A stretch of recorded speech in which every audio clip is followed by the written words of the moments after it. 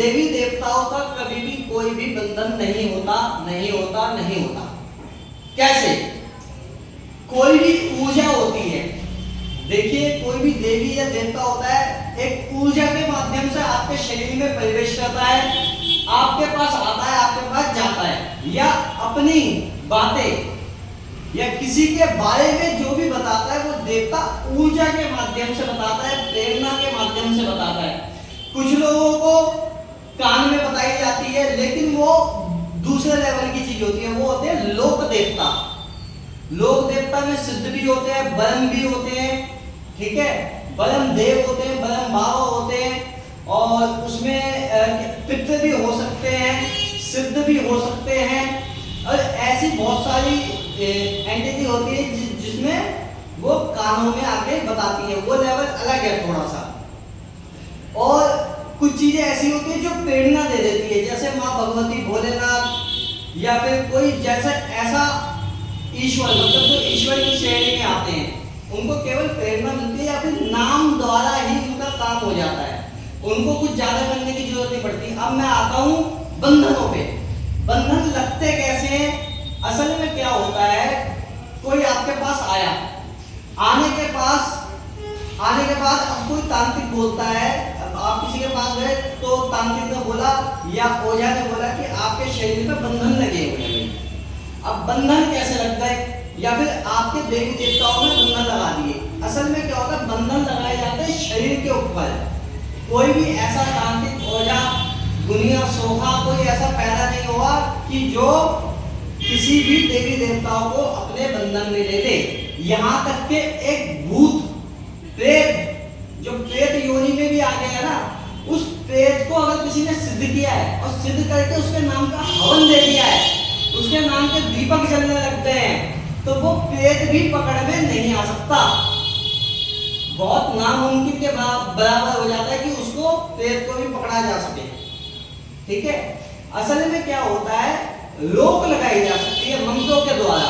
अब जैसे मान लीजिए हनुमान जी है, या माँ भगवत, मतलब काली माता है, शमशान की काली है, किसी ने शमशान की काली छोड़ दी किसी के भी ऊपर।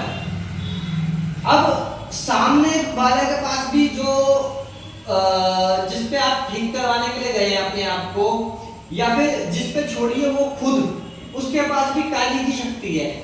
अब दो ऊर्जाएं हो गई आपस में, यहाँ पे भी काली हो गई, यहाँ पे भी काली हो गई, लेकिन अब ऊर्जा किसकी ज्यादा है ये देखा जाएगा। अगर मान लीजिए जिसने छोड़ा है उनको, उसकी ऊर्जा ज्यादा है, तो जो दूसरे की काली है उसको वो समेट देगी, बांध देगी, ठीक है।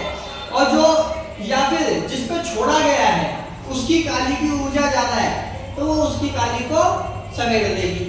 अब आप सोच रहे होंगे कि काली कैसे? असल में क्या होता है, अलग अलग एक ही शक्ति अलग अलग प्रकार से खेलती है। जितना मतलब यूं समझ लीजिए, तंत्र जो है ना, तंत्र पूरा का पूरा एक जाल है। तंत्र जो है जाल है, इसको बुना जाता है सामने वाले को फंसाने के लिए। कैसे? अब मान लीजिए किसी के देवता पे हमने बंधन लगाने आपकी भाषा में समझा दो कि देवता पे बंधन लगाने, अब वो लगेंगे कैसे? हम क्या करेंगे, जो सामने वाला है जिसके पास वो देवता है, हम देवता को कुछ ना करके उसके शरीर पे बंधन लगाएंगे।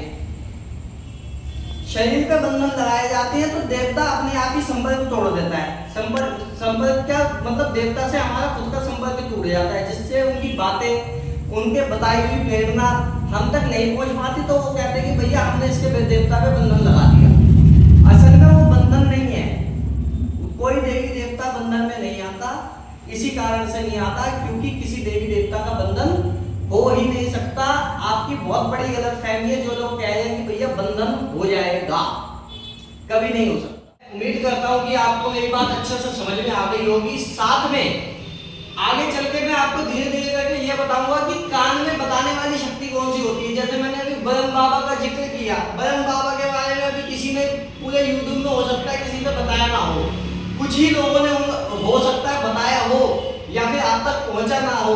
ब्रह्म देव के बारे में, ब्रह्म बाबा के बारे में, या फिर कोई लोग बात करते हैं सिद्धों की, सिद्धों के बारे में।